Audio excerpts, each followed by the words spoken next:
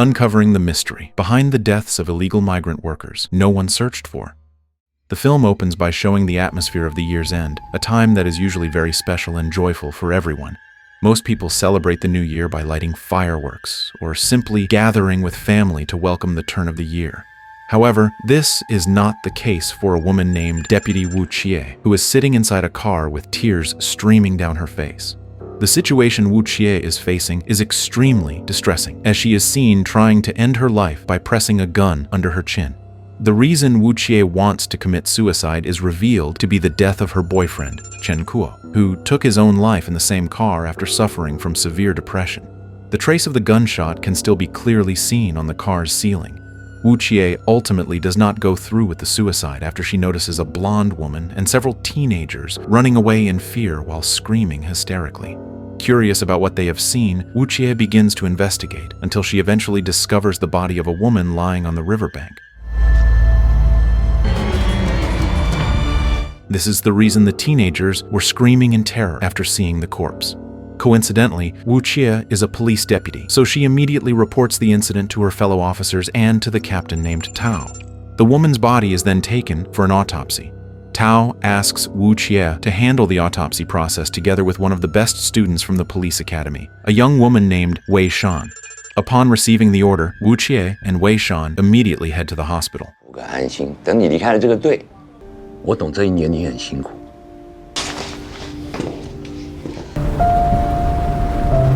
At the hospital, they are guided by a forensic pathologist named Dr. Fu during the autopsy process. The autopsy results reveal the identity of the woman, whose name turns out to be Wari, a migrant worker from Thailand. Her body is covered with numerous signs of torture, starting with stitch marks forming the letter C on the left side of her chest, a deep cut on her neck, her ring finger having been amputated, and all of Wari's fingerprints being sanded down, making identification difficult. In addition, there are injuries on her wrists and ankles that appear to be marks left by handcuffs. There is also a tattoo between her index finger and thumb, as well as a tattoo on her right shoulder which helps with identification. Wu Qie and Wei Shan carefully record their findings and take several photographs for documentation. Dr. Fu then prepares to open the C-shaped stitches, and when the sutures are removed, he is shocked to discover that Wari's heart is missing. Her ribs have also been cut very neatly using a special tool, suggesting that the killer is highly skilled in committing murder. Dr. Fu concludes that the cause of Wari's death was carbon monoxide poisoning. The wound on her neck was not merely a cut, but was intentionally made to drain her blood completely, making it easier for the psychopath who killed her to remove her heart cleanly. Wu Qie and Wei Shan agree that the psychopath must have committed similar acts many times before, yet they are puzzled as to why the killer only took the heart and the ring finger. 血被放干了，凶手剖开胸膛处理。那为什么是心脏跟手指？ Wu Qie, Wei Shan, and Tao later meet at a restaurant to discuss the autopsy results. Realizing that the case is far too complex for a beginner like Wei Shan, Wu Qie asks Tao to find someone more experienced to handle the investigation. Tao explains that many police officers are currently on New Year's leave and that the department is short-staffed, which is why he wants Wei Shan, the academy's top student, to assist Wu Qie in solving Wari's murder. If not the two of them, then there is no one else available to take on the case. Wu Qie is actually reluctant to handle the investigation because her mental state is still unstable after the recent loss of her boyfriend. But after being continuously pressured by Tao, she finally agrees to investigate Wari's death. 我告诉你，你的心要是不肯从这辆车上拿第一名，你能不能办？多怪，你知道吗？队长。 As night falls, Wei Shan and Tao return to their respective homes, while Wu Qie chooses to sleep in her car.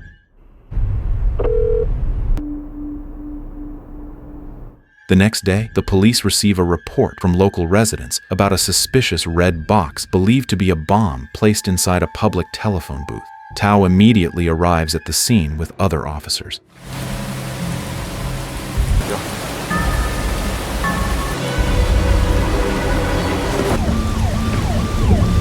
After inspection, the box turns out not to be a bomb, but contains several items such as money, gloves, 2 handcuffs, and a photograph showing Wari together with her younger sister, Sipin.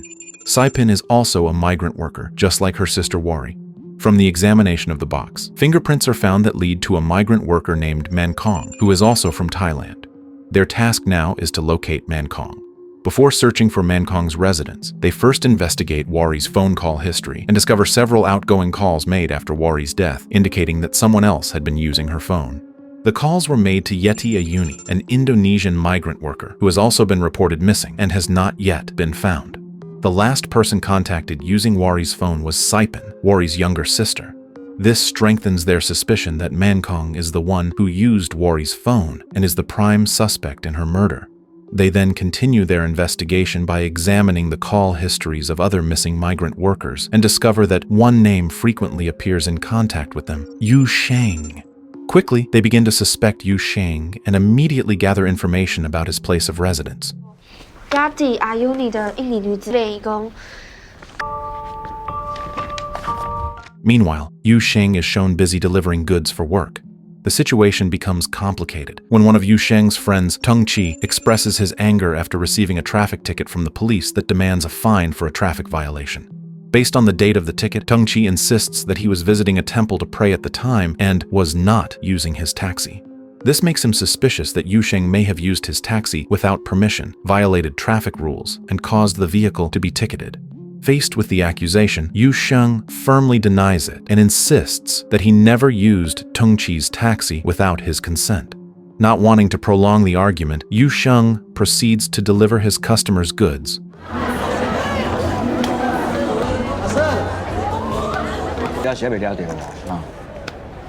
Later that night, Yu Sheng returns to the shop and is shocked to see a woman standing right in front of it. The woman turns out to be Sipin, who is searching for her sister Wari. For several days, Wari has been unreachable, causing Sipin great worry. At this point, Sipin does not yet know about Wari's death.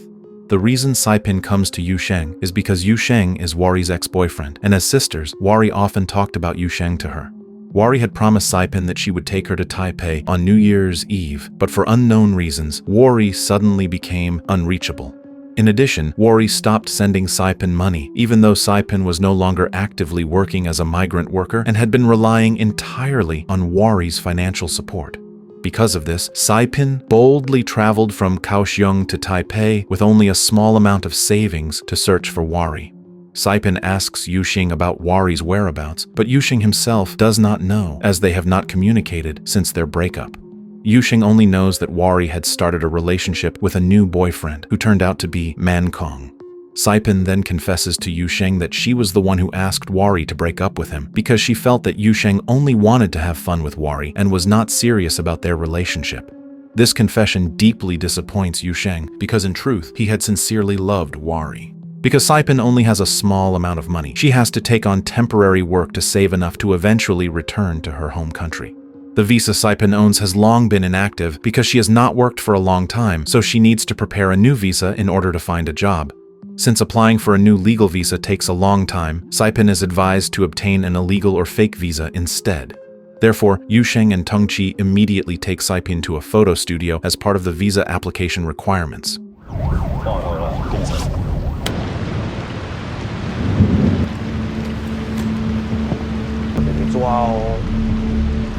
就想象一下，你现在赚很多钱，要是真的吧。 It is revealed that besides running a shop, Yu Sheng and Tung Chi also work as producers of illegal visas, and this is the reason Yu Sheng is closely connected to missing migrant workers such as Wari and Yeti Ayuni. This is also why Deputy Wu Chie and Wei Shan, who are currently searching for information about Yu Sheng's residence, suspect him as he has strong ties to illegal migrant workers. Yu Sheng has been a regular customer at the photo studio for many years, and it turns out that the studio owner is his close friend named Chung Fu. After leaving the photo studio, the three of them return to their respective matters. Sipin temporarily stays at the shop because there happens to be an unused room there. While resting in the room, Sipin suddenly receives a phone call from an unknown number claiming to be a friend of Wari named Yeti Ayuni. As is known, Yeti Ayuni is one of the migrant workers who has gone missing and has not yet been found. Yeti says that Wari is dealing with some problems and therefore cannot contact Sipin yet. Since Sipin's birthday is only a few days away, Yeti asks Sipin to contact her again using this number on her birthday, promising that a taxi will come to take Sipin to where Wari is so they can celebrate Sipin's birthday together. Before ending the call, Yeti warns Sipin not to trust what other people say, as there are many scammers roaming the area. The next morning, Sipin becomes angry with Yusheng because he refuses to help her find a job or search for her missing sister, and all Yusheng does is work non-stop. Suddenly, the shop bell rings, and it turns out to be Deputy Wu Qie and Wei Shan who have come to ask directly about Wari and whether Yusheng knows her or not. Yusheng lies and says that he does not know Wari. Since Wu Qie and Wei Shan have traced phone records from illegal migrant workers that repeatedly lead to Yusheng, they are confident that Yusheng is connected to the missing workers. Therefore, they immediately take Yusheng to the morgue to confirm the identity of Wari's body. 今天没什么印象哎，这都是很久以前的事情了啦。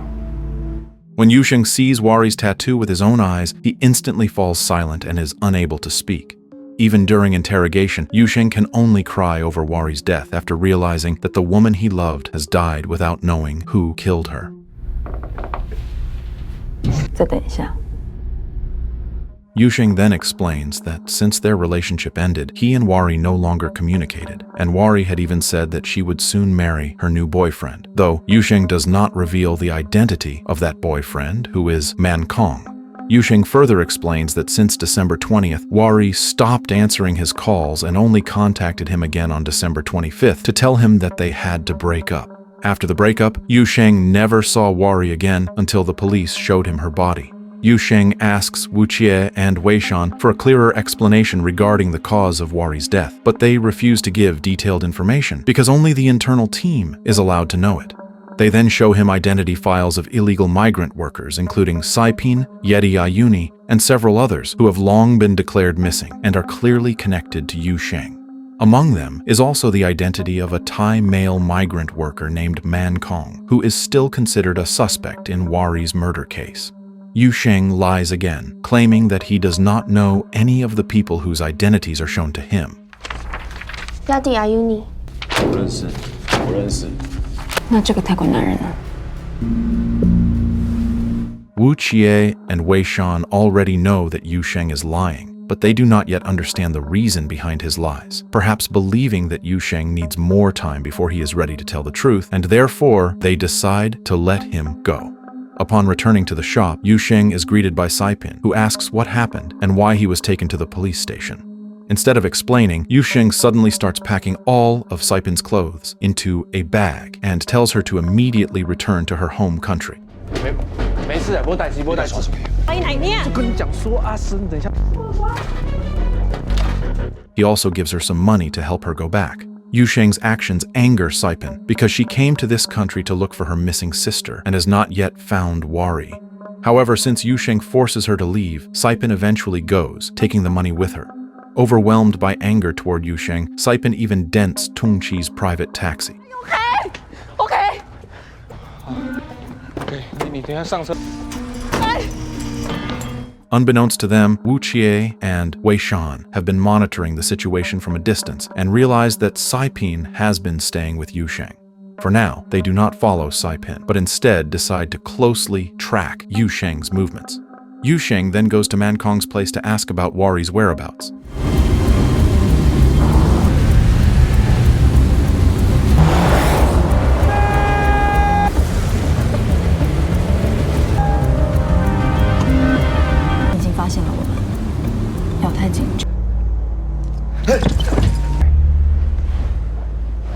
Man Kong can only apologize to Yusheng for what happened to Wari and insists that he was not the one who killed her.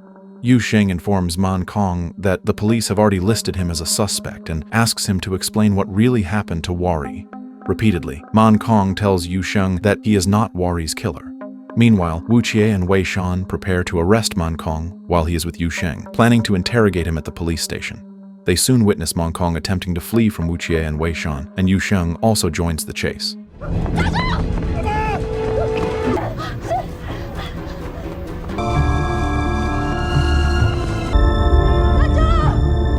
Fortunately, Yusheng manages to catch Man Kong, followed closely by Wu Qie and Wei Shan. While Yusheng restrains Man Kong, Wu Qie tells Wei Shan to handcuff him immediately, but instead of cuffing Man Kong, Wei Shan mistakenly handcuffs Yusheng. Taking advantage of the situation, Man Kong bites Yusheng's hand and breaks free. Although Wu Qie is carrying a gun, she cannot shoot Man Kong because he is their only main suspect in Wari's murder. The three of them try to restrain Man Kong as he continues to struggle violently until Wu Qie accidentally drops her gun, which Man Kong manages to seize. They desperately try to calm Man Kong down and beg him not to act recklessly, yet once again Man Kong insists that he is not Wari's killer.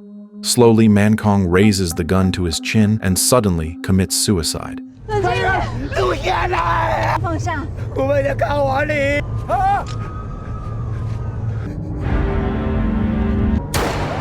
Man Kong's death brings back painful memories for Wu Qie of the time her lover took his own life.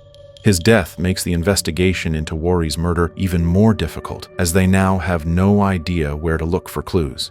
Wu Qie feels deeply guilty over Man Kong's death, blaming herself for failing to handle her firearm properly, while Wei Shan also feels responsible, believing that if she had not handcuffed the wrong person, Man Kong would not have died.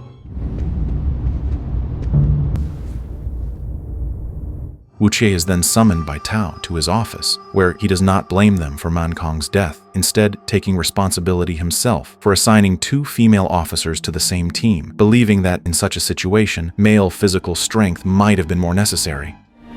对吧？ Afterward, Wu Qie interrogates Yu Sheng once again, explaining that any clue he can provide would be extremely valuable to the investigation of Wari's death, and if Yu Sheng truly has no information, she will allow him to leave. Yu Sheng can only testify before Wu Qie that Man Kong was not the person who murdered Wari. Wu Qie then honestly opens up about the phase of her life that was shattered after being abandoned by the lover she deeply loved. That emotional collapse brought her to her lowest point, where she even had the desire to end her own life. However, the discovery of Wari's body became a turning point that stopped her from committing suicide, making her realize that suicide is not a solution to her problems. It is as if fate itself intervened, sending a message that this was not the end of everything. Wari became the reason for Wu Qie to hold on, giving her the motivation to continue living and rise from her despair. Wu Qie tells Yu Sheng that if there is ever something he wants to talk about, he can call her anytime. 事情从来都不简单。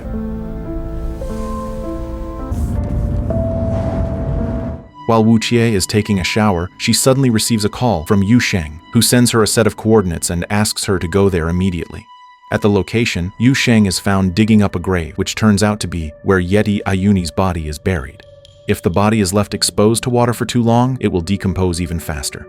Yu Sheng and Wu Qie then bring Yeti's body to the shop, so an autopsy can be conducted as soon as possible. 打了他吗？ Before the autopsy begins, Yu Sheng explains the circumstances surrounding Yeti Ayuni's death, finally admitting that he is indeed the person who arranged illegal visas for migrant workers such as Wari and Yeti Ayuni. A few days earlier, Yu Sheng received a call from a slaughterhouse asking him to urgently deal with a serious matter, which turned out to be the mysterious death of Yeti Ayuni, whose ring finger had already been removed.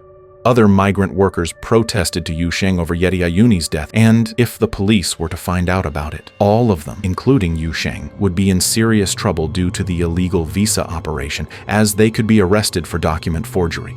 Not wanting to create a bigger problem that would endanger everyone, Yu Sheng and the other migrant workers decided to cover up Yeti Ayuni's death, leaving Yu Sheng with no choice but to secretly bury her body in a remote location.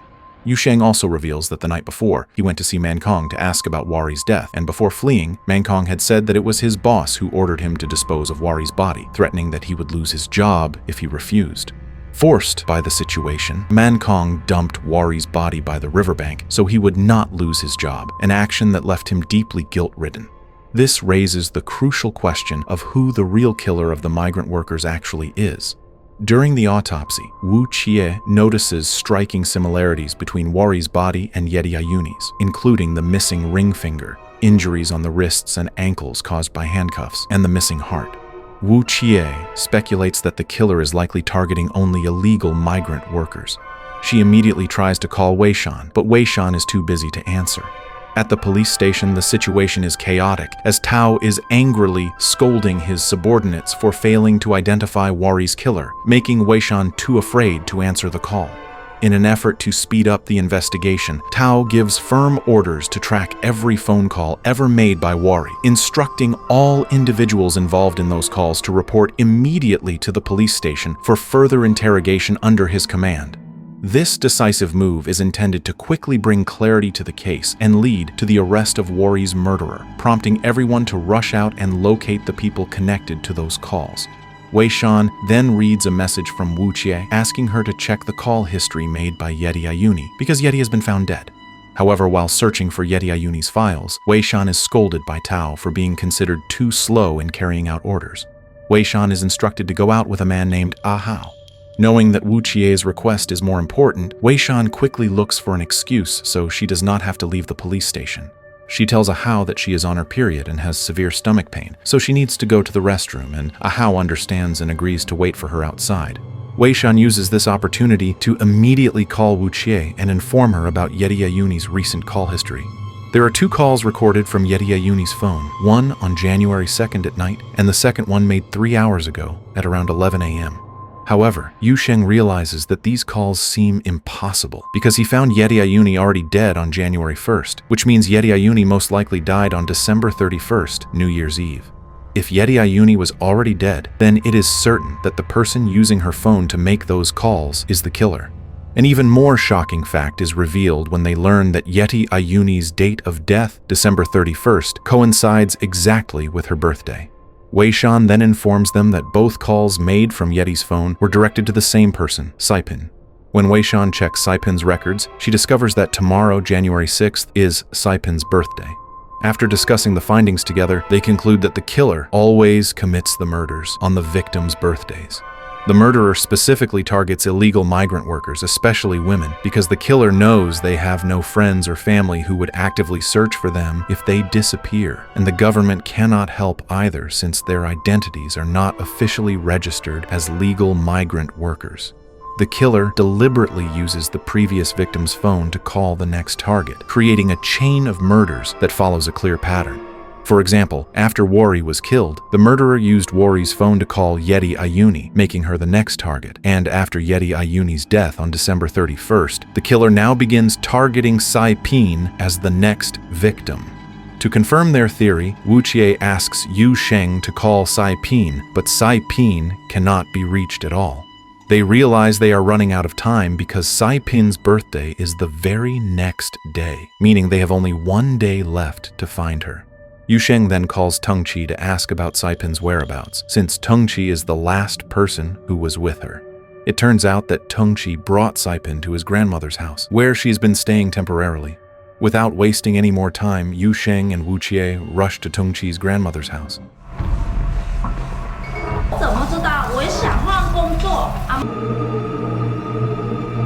Upon arriving, Yu Sheng asks about Tengqi's whereabouts, but he does not seem to be at home.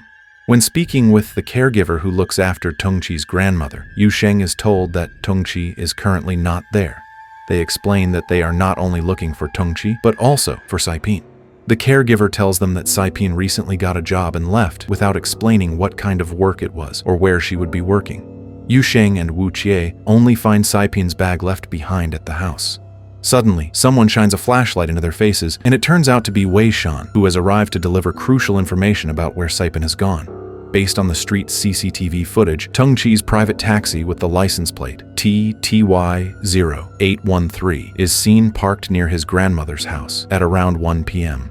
Shortly afterward, Sipin appears and approaches the taxi. Before getting in, Sipin is seen having a phone conversation with the killer inside the taxi, and the call suddenly disconnects the moment she enters the vehicle.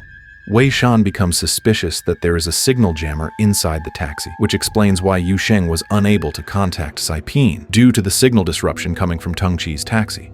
Ever since Sipin entered Tengqi's taxi, she has mysteriously disappeared and cannot be contacted to this day. This leads them to suspect that the series of murders may be the work of Yu Sheng's close friend, Tengqi, and as a result, Tengqi becomes the main suspect. Wu Qie devises a plan to trap Tengqi by asking Yu Sheng to invite him to have dinner at a roadside food stall, where they plan to ambush him and take him to the police station. Completely unsuspecting, Tengqi arrives using his taxi, but driven by overwhelming anger, Yu Sheng suddenly kicks Tengqi hard and demands to know Sipin's whereabouts.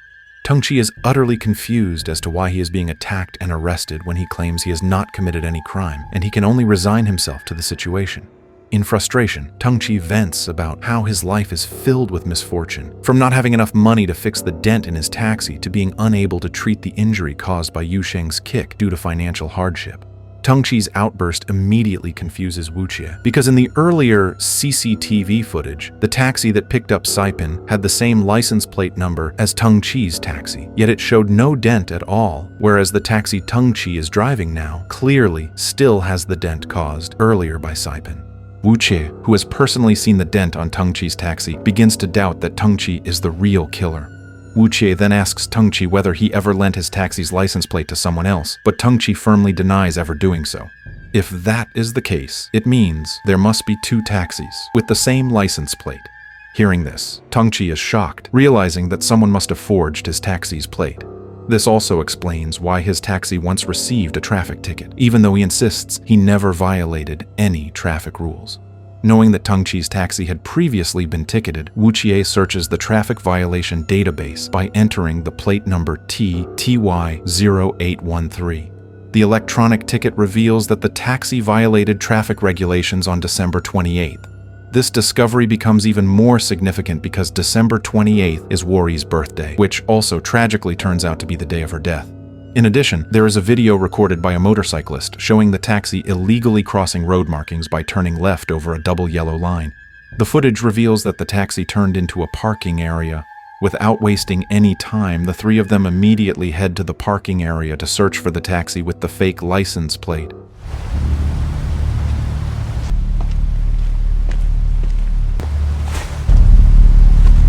After searching for a long time, they finally find the taxi. They begin looking for clues by peering through the windows, hoping to find an ID or any sign that could reveal the owner's identity, until they eventually spot an identification card that Yu Sheng recognizes, belonging to none other than Chung Fu.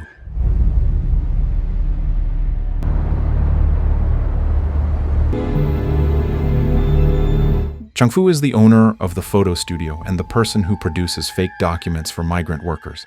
Yu Sheng is shocked to discover that the murderer of the migrant workers is Chung Fu, a man he has always known as friendly and kind-hearted. They cannot immediately arrest Chung Fu because they are required to wait for an official arrest warrant from their superiors. But waiting any longer could mean that Sipin will be killed by Chung Fu. While they are discussing what to do, a black car suddenly arrives, driven by Chung Fu himself. Upon seeing Yu Sheng with Wuqie, Chung Fu immediately turns his car around to flee, but they chase after him and manage to block his path with another vehicle, forcing him to get out of the car. Wei Shan, who is outside the parking area at the time, quickly moves to shut the parking gate, then attempts to stop Chung Fu from escaping. Although Chung Fu is eventually restrained, tragedy strikes when Wei Shan is stabbed in the chest by Chung Fu, who turns out to be carrying a knife.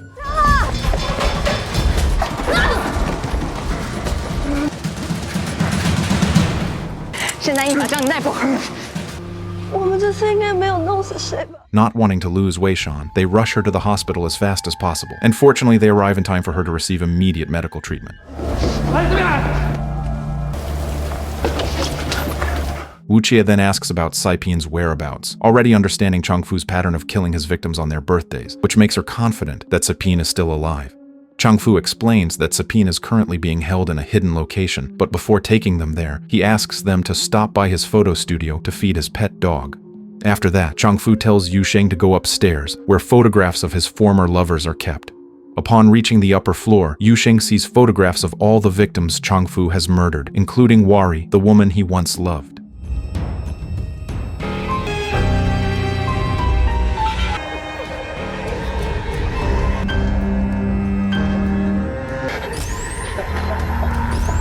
Not only that, Yu Sheng opens a cabinet and finds all the preserved hearts and ring fingers taken from Chung Fu's victims. Yu Sheng can only weep over Worry's death, unable to comprehend how Chung Fu could be so cruel to migrant workers. It is then revealed that Chung Fu's motive stems from deep emotional trauma caused by a migrant woman he once loved dearly. Over time, Chung Fu's love turned into obsession, and he began controlling her, forcing her to stay in his house and be his lifelong companion. Whenever she resisted, Chung Fu would lash out at her, and to prevent her from escaping, he locked the house daily and hid her passport and visa. Trapped inside and unable to leave, the woman slowly began to long for her freedom and desperately missed her family back home. On Chung Fu's birthday, she lovingly baked a cake to celebrate with him, making him extremely happy to spend his special day with the woman he loved. However, Chung Fu did not realize that the cake was laced with sleeping drugs, causing him to fall unconscious shortly after eating it, and she seized the opportunity to retrieve her passport and visa before fleeing and leaving Chung Fu behind. The departure of the woman he loved deeply caused Chung Fu to fall into profound sorrow and resentment. Chung Fu believed he could live forever with her, but instead, she betrayed him and left. Consumed by overwhelming heartbreak, Chung Fu gradually transformed into a psychopathic killer who targeted migrant women. Every time he saw migrant women, Chung Fu was reminded of the woman who had broken his heart, and that was why every time Yu Sheng brought migrant women to his photo studio, Chung Fu marked them as his victims. His role as a forger of fake documents made it even easier for him to deceive them. Chung Fu deliberately killed his victims by taking their hearts and ring fingers, believing these body parts symbolized true love. He committed these acts as revenge for what that woman had done to him because even though she did not physically take his heart or ring finger, her departure had taken away his true love on his birthday. In the bitterness of life, people are sometimes confronted with unbearable loss, and Chung Fu's cruelty in removing hearts and ring fingers reflected the depth of his emotional wounds. To conceal his crimes, Chung Fu deliberately used the same taxi license plate as Tung Chi so that any traffic tickets would be issued to Tung Chi instead. After learning the truth, Yu Sheng becomes furious with Chung Fu and, without thinking, begins strangling him until Chung Fu struggles to breathe. When Yu Sheng goes too far, Wu Qie is forced to shoot Yu Sheng in the leg. Wu Qie then immediately takes Chung Fu to the place where Sipin is being held. 看来你很仔细的欣赏。赌徒啊，就像你。 After a long drive, they arrive at an abandoned building where Chung Fu carried out his brutal acts.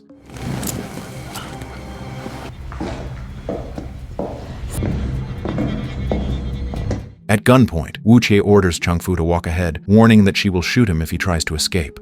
As they move deeper into the building, they reach a metal door, and suddenly Chung Fu rushes inside and slams the door shut, trapping Wu Qie's hand, though she manages to force her way in.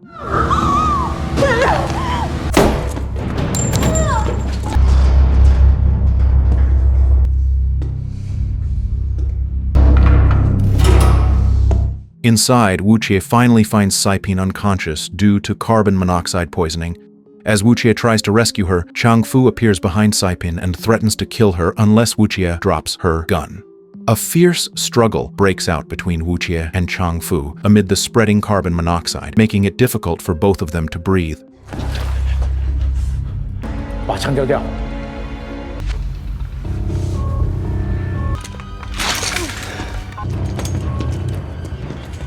千万别乱动啊！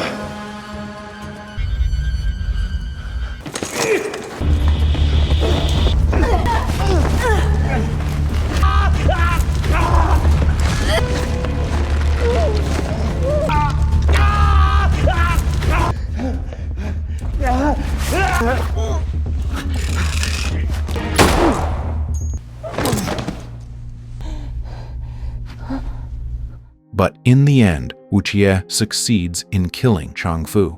After inhaling too much carbon monoxide, Wu Qie becomes weak and dizzy, and as she tries to escape, the metal door locks. Desperate for air, she shoots at the glass in the door, but the glass is too thick to break. At that moment, Wu Qie feels resigned to death as memories of her past flood her mind, and she briefly believes her life will end there, until thoughts of the beautiful moments she shared with her late lover rekindle her will to live.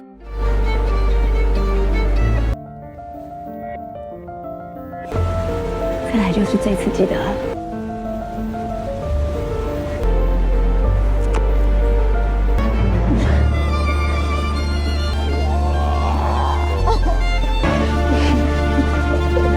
Gathering her strength, she grabs a gas cylinder and smashes the glass until it finally breaks, allowing Wu Qie and Sipin to escape from the carbon monoxide-filled room.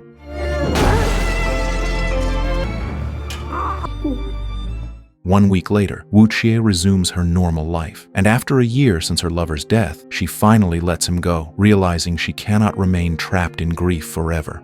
Although her lover is gone, Wu Qie's life must continue, so she discards her beloved car and engagement ring as a sign that she is ready to move forward.